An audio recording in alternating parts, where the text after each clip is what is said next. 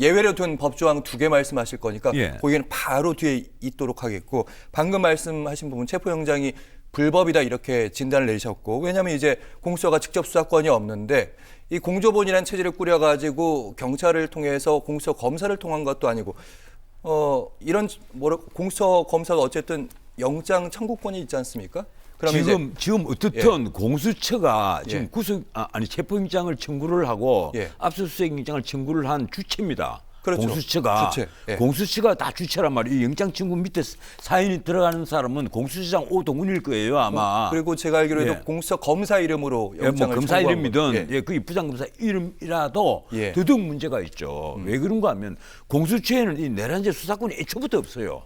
아무리 공조본이 만들어졌다 하더라도 그 내부의 조직일 뿐이고 예.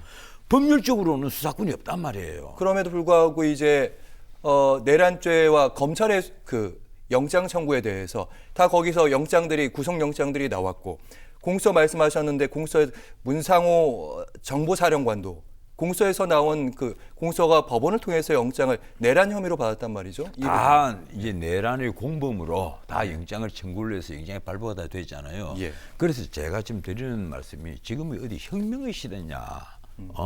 도대체 이 대한민국이 법치주의 국가가 맞긴 맞느냐? 네, 지금 그 의문을 가지고 있습니다. 만약에 법치국가라면, 예, 그리고 한번 생각해 보십시오. 지금까지 과거의 그 역대 대통령 혹은 아주 고위 관료들에 대한 조사가 어떻게 이루어지느냐, 예, 한번 살펴보세요. 전부 다 방문조사, 서면조사, 예. 다 이것으로서 하다가 좀 부족한 게 있으면 그러면 소환조사를 이제 부득이하게 합니다. 그래서 가령 노무현 전 대통령도 이제 소환 조사를 받긴 받았어요. 받고 그리고 노태우, 전두환 이런 분들도 다 소환 조사를 다 받고 나중에 이제 그 구속이 되고 전두환 대통령 같은 경우는 합천에서 압송이 됐죠. 그렇죠. 예. 네.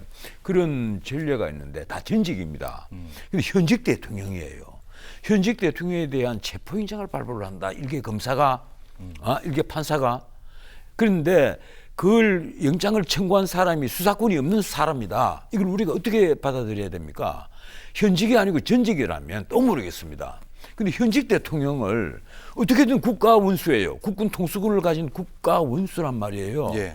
그런데 국가의 명예와 위신도 있는데 미국 같으면 제가 전에 한번 말씀드린지 모르겠는데 제럴드 포드 대통령이 선출되지 않은 대통령입니다. 미국에서 유일하게 가령 닉슨 대통령이 예. 해외 사례까지 가면 아니 잠깐만요. 1분만 설명할게요. 아 그래요? 예, 스피로 에그뉴가 물러나니까 그냥 지명을 받은 대통령인데 이 사람이 닉슨이 하야를 하고 한 달 만에 닉슨이 5년 동안 저지른 모든 범죄를 사면한다.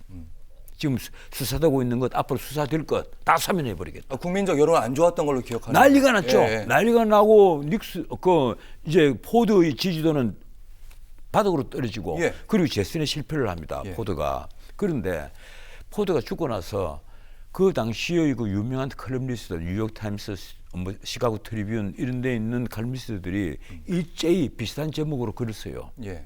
대통령 각하, 그때는 정말 죄송했습니다. 저희가 모자랐습니다. 포드 대통령께서 미국의 위신, 우리 국가의 명예를 위해서 닉슨을 사면했다는 것을 우리는 알고는 있었지만은 예. 그게 그렇게 중요한 문제인 것을 미처 몰랐다 그때는. 근데 지나고 나서 보니까 당신의 선택은 최선의 선택이었다. 이 얘기를 한 겁니다. 그런데 그러면 이제 전 변호사님 말씀은 이제 시간을 길게 갖고 우리가 좀 차분해지면 이 체포 영장에 대해서도 다른 생각, 다른 결론도 갈 수 있다 이런 아니 말씀. 저부터 나는 지금 보수 진보를 떠나서 드리는 말씀이에요. 보수 진보를 떠나서 이게 왜 내란이냐 하는 의문을 갖고 있고 두 번째 설령 내란죄라도 불과 6시간 만에 국회의 예. 해제 요구에 따라서 비상계엄을 해제했지 않습니까? 예. 해제했고 나머지 이게 폭력 행위가 있었다라든가 폭동으로 볼 수 있는 또 다른 실질적인 행위는 없었단 말이에요. 자 그렇다면 이걸 두고 과연 현직 대통령을 내란죄의 숙에 우두머리다 이래서 체포영장을 청구를 할 수 있겠는가? 그건 아닐 것으로 저는 봐요. 전 변호사님은 이제 체포영장이 수사권도 없고 국가의 명예도 있고 시간을 길게 가져보면 이 체포영장에 대해서 다른 판단을 할 수도 있을 것이다. 아니 대도 이런 지금 말씀하시고 헌법재판소에 있습니다. 탄핵 네. 소추가 돼 있잖아요. 예. 그 헌법재판소에 지금 대통령을 탄핵 소추한 원인이 딱 그겁니다. 내란죄다, 내란죄 우두머리라는 거예요. 그럼 헌법재판소의 심리 결과를 봐야죠. 헌법재판소에서 정말 그래서 파면을 하면 그때는 뭐 구속을 시키든 어떻든 괜찮을 겁니다. 그런데 만약에 헌법재판소에서 아니 이건 파면할 것까지는 아니야. 이렇게 판단을 한다면 그럼 어떻게 되겠어요?